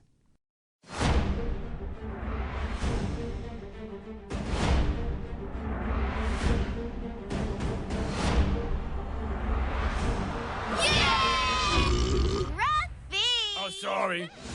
Hey, everybody! Where are the Oogie Loves? It's time for all of you kids to get out of your seats and join us. 1, 2, 3, 4! Get ready to dance along, sing along, Whoa, cool! and boogie your oogie off. Yeah!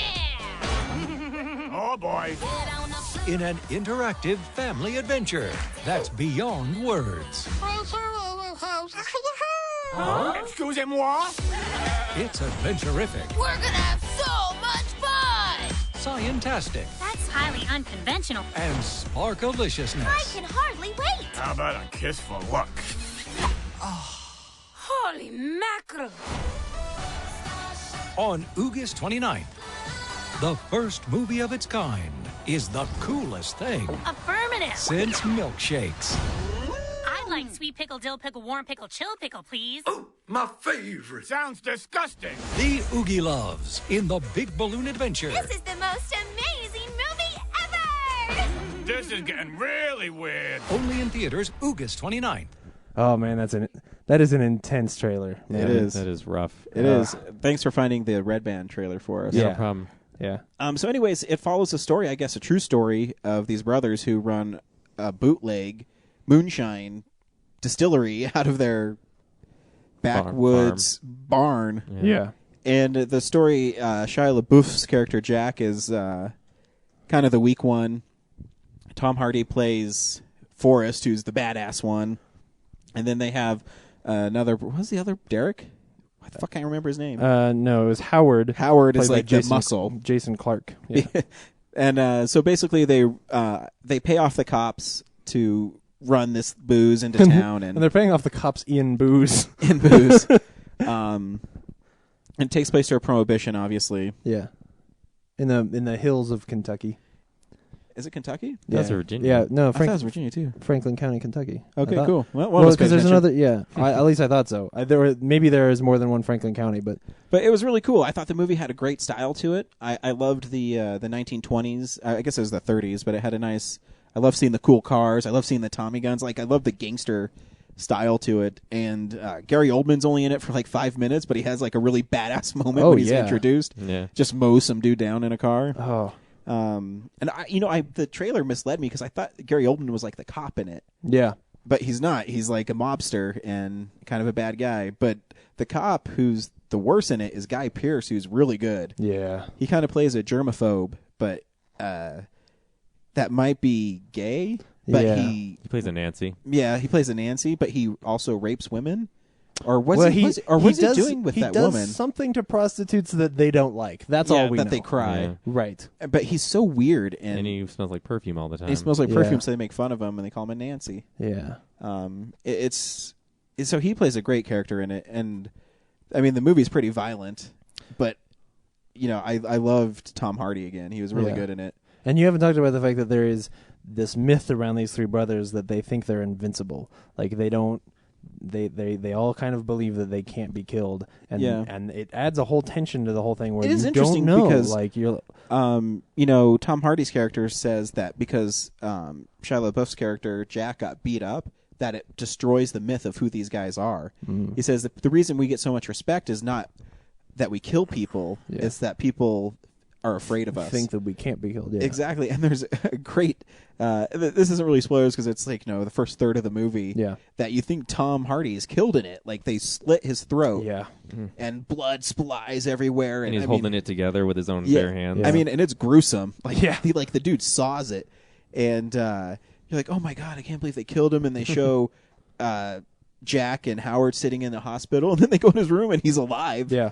And they tell him not to talk, but he talks anyways. And and the story is that he got up and walked to the hospital 28 miles away. Yeah, on his own. On his own, and it's pretty interesting. Which I have a feeling is probably the legend. Like they toy around with that story later, but I bet if you go back into the story, I bet the legend is that he really did that. He probably didn't, but and man, it's unfortunate that I had seen the trailer as many times as I had because I actually knew like, oh well, he has to get through this because I knew that I'd seen in the trailer that he had like this line across his neck, and I thought maybe at some point somebody tries to hang him or something. I don't remember that. I sometimes I notice weird details. But I guess I haven't seen the trailer as much as you have. Yeah. Well, it was one that I was really looking forward to because it's made by John Hillcoat, who previously did The Road and The Proposition with Guy Pearce. And I don't love The Proposition, but with all of these movies, the thing that strikes me the most is how engrossing they are because of the world that he creates. Like, the detail in this movie is unbelievable. Like the little things that they will just. Whoever does the set for this, it must have worked their asses off to just put things that, like, I would get distracted by the cool stuff that was in their sheds, or the fact that there was dirt on these old cars and stuff like that. Yeah, and I think, man, somebody worked their ass off to really make this look like 1931. What sign that caught my eye was the Hendrick Motor Company, and they're a huge NASCAR company now. They own a lot of racing cars. Yeah, there were a lot of cool old signs in there. So I've watched too much American Pickers, so I see a lot of I see a lot of old signs. I'm like, ooh, I wonder how much. $150. I give like $150. And what's cool too is Tom Hardy's Forrest kind of plays like he's not all there. He's kind of a bumbling hick, but he's really smart, and you don't really know if he's off his rocker or what his deal is, but again, it's a character I think he's playing to all these people that, this is who I'm projecting who I am, but is that really who I am? It's kind of cool. And it's almost like, because especially with the story between him and Jessica Chastain, where you realize like that's not necessarily something that he's hiding himself from the other people outside his family. He's hiding stuff from like everybody close to him. Like he doesn't really want to let her in. Like he's not okay getting close to people, and she has to, be pretty forceful about like, hey, great scene. Look at me. What's going on here? And I have to say, I think Shia LaBeouf is really good in this. I think he's a good actor. I think he's fantastic in this. Except I keep on reading like how much of a douchebag he is. Like he's a total method actor. That I just read that he dropped acid for his next film because his character he played dropped acid at one point. Well, he's done movies before where he drops acid.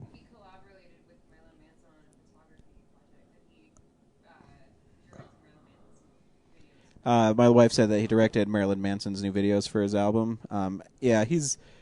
I don't know. Every time I read an interview with him, I don't like him in person. But, I mean, I love his work, but... And anybody who drinks and drives and breaks their hand, there's a part of me that's like, okay, I don't like you as much it almost anymore. seems like he's above and he's trying to be method. Yeah. But there's a way of being method, like Daniel Day-Lewis is Abraham Lincoln on the set. You know what I mean? Exactly. And just not being a tool about it. But at the same time, doesn't take away from his performance, though. He's a great actor. There's a part of me that roots for him the way that I root for like Michael Cera, where everybody picks on Michael Cera and says that he's not a very good actor and he doesn't work very hard, and yet I see Shia LaBeouf and stuff and I'm like, no, he's doing an awesome job. Like, and especially here, like there were really heavy scenes where he really had to pull some stuff off, and I think he does it great. I think a scene where he's really good at is kind of where he steps up after his friend is killed. Oh yeah, and he walks out to that sheriff, and he's like, "No, you don't talk to Forrest. You talk to me." And keep your voice down. Yeah. So there's a great moment where you can see the transition from maybe Forrest is no longer the leader of the brothers. It's kind of Shia LaBeouf's character Jack is the guy who's kind of taking the reins now. Yeah, he impressed me with the whole scene where he gets beat up real bad. Yeah, not only in that scene, but the scene after that with him and Forrest, where I was just like, he's great. He's totally holding his own in a movie with fantastic actors in it. The actors in this movie were amazing. And Jessica, I was looking forward to Jessica Chastain because, of course, I like everyone else in America. Because you want to see her naked like I did? Or? No, because I like it. Well, yes, but I didn't know she did nudity. I had no idea. Well, she didn't before now. I don't think. Sweet. I don't know. I think all actresses should. It makes me like them more. What I was trying to say is, like everyone else in America, I fell in love with her with The Help. My wife just flipped me off when I said that. She probably should have. I totally back that play. And so I was looking forward to seeing her in something else again because she's totally different here, but has some really great scenes. That the scene where she's at, pretty much her last scene, where she's telling him not to chase after Jack. Oh, it's awesome. Oh, open your eyes and look at me. That scene. Oh man. Because you're basically seeing two actors that are great in a scene that's so emotionally powerful that, sometimes scenes can come off like hokey if you don't have the correct actors in it, but... Well, and because there's so much subtlety, it's these two characters who... Forrest, who doesn't talk hardly at all, he does a lot of grunts throughout the whole movie, and her, who... She doesn't want to admit what actually happened because she doesn't want him to get pissed off and go probably get killed. And so she wants to lie to him and wants to do her best to do that. But all of that has to come through in them not saying anything. Like they have to lie and just sort of tell it all through their face and the position of the tears on their cheeks. Like it's insane. And you forget how big Tom Hardy is. Yeah. because I mean, obviously he was Bane and he was totally ripped in that, but when Jessica Chastain was standing like talking to him, he like towered over her. Yeah, and I don't know if she's just really small or something, or he's just a big guy, but. So much so that it was kind of distracting when they showed the picture of the actual three brothers at the end of the movie, and he was in the middle, and he was the like medium height one, and kind of sort of scrawny, and I was like, whoa, that's different casting for sure. Yeah, exactly. But there's even great scenes with Jack's character when he burst into that church, that really big. I guess Amish church. I guess. And, I mean, I don't think they were Amish, but they were some kind of Orthodox. Well, if they were Amish, they wouldn't have been living in. But they only had horse-drawn buggies and stuff. I guess you're. I remember she said that if my father saw you taking a picture of me, he'd get mad. Yeah, you're right. So I think they were Amish, but like I was uncomfortable when they were singing and washing feet. I'm like, oh my god, I'd get out of there too. Well, no, he doesn't get out of there drunk on moonshine. He doesn't get out of there because of that. He gets out of there because he's gonna throw up. Yeah, but or at least that's what I thought it was going on. Yeah, but I guess to me though is that he was going to throw up because one, he was drunk, and two, he's really uncomfortable with the chanting and singing and washing your feet. Yeah. Well, because Jesus watched or Marion watched anyway. He is not living in an Amish paradise. No. Oh man. So yeah, I think you should see. I think the movie is really cool. Yeah, and I mean, there's enough character-driven stuff that it's awesome, and then there's enough action that it kind of makes up for it. I love when after Shia LaBeouf sells all his stuff to Gary Oldman, and he leaves, and he's like, "Oh yeah, I heard about." His like henchman says, "I heard about that Jack Forrest guy. He walked all the way with his head of it," and then Gary Oldman just destroys him with a shovel. And the only reason he bought the booze is because he was afraid of. The forest because of the brothers, because of the legend that was built around him. Yeah. So that was kind of cool because, it gave Jack the confidence, like, oh, I can do this. But in reality, it was just because he was afraid of the other brothers, and it was cool. And I think that, we should talk about the fact that I love the fact that it doesn't end shitty. It doesn't. That nobody die. Well, the bad guys die, but like it has a happy ending, which I did not expect. Like especially with the way they talk about, these brothers being invincible and all this stuff. I was like, okay, clearly one of them's gonna die. I mean, we're in spoilers.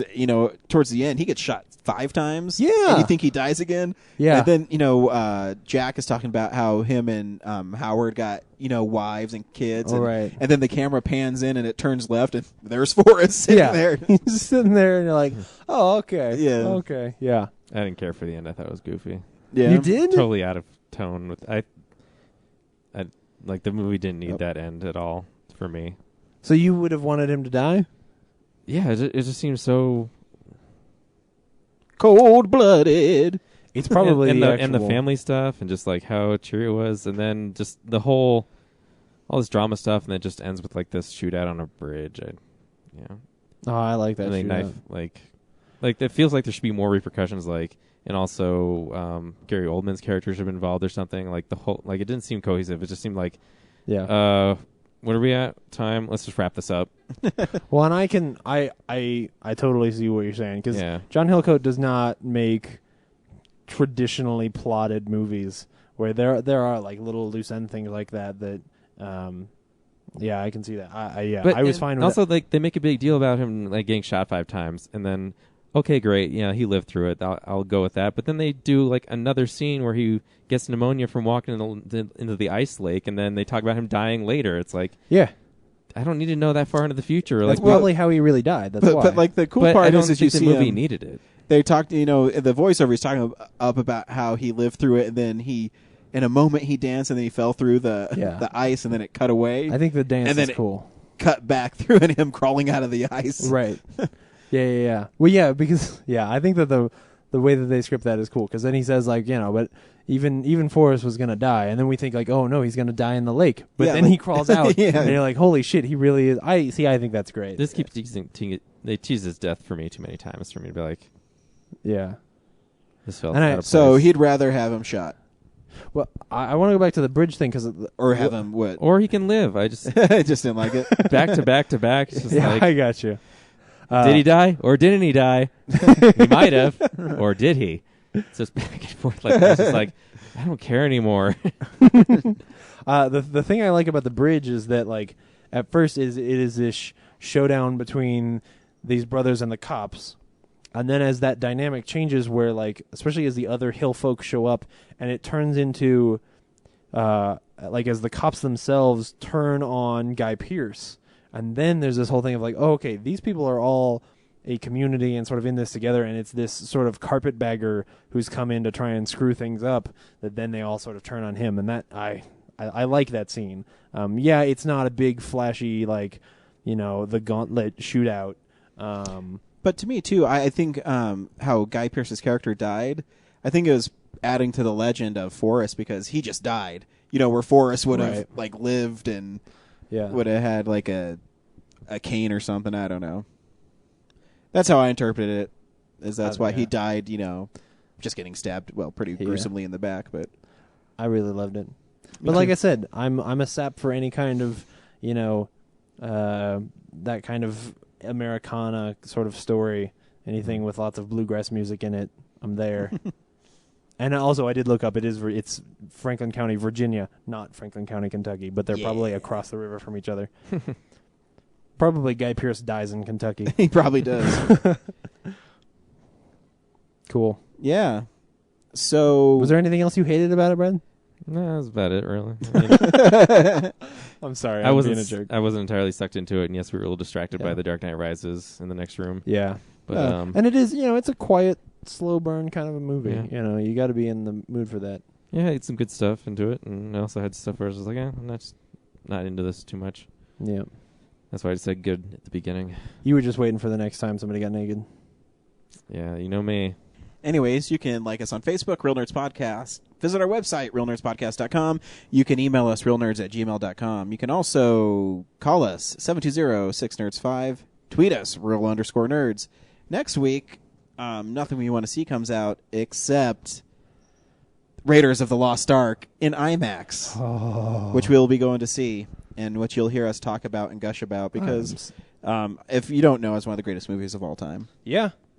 I mean, if you guys want, we can go see The Cold Light of Day with or The Words with Superman and John McClane. But it kind of sounds like Taken, but with a rich, spoiled white kid. Says the guy who hasn't seen Taken. Oh, I've seen enough of the trailers. I know his daughter was kidnapped, just like this dude's Bruce Willis' son is kidnapped. Yep. You know what? I'm going to watch Taken this week, because I that comment you just said really hurt me. You're going to watch it and be disappointed. Not that I don't like Taken. I don't know. I mean, you could watch Unknown and feel like you watched Taken. No, I gotta believe that Taken is better than Unknown. I'm just saying it's Liam Neeson going to kill people because he kidnapped his daughter. I don't know what else I'm trying to expect from this movie. If that's all you're expecting, it's dope. There's a cool car crash in it. Yeah, nice. He tortures some people. Wait, am I thinking of Unknown? Is he in that one too? Yeah. I don't remember. They're very similar. I just remember he rebranded himself as this like badass action star. Yeah. It was the best thing he could If only I had more guns, I could have. Yeah. So until next week, when you hear us talk about Raiders of the Lost Ark. Guess what? Spoilers for that episode. It's a good movie. It is a good movie. Yeah. Bye. Bye.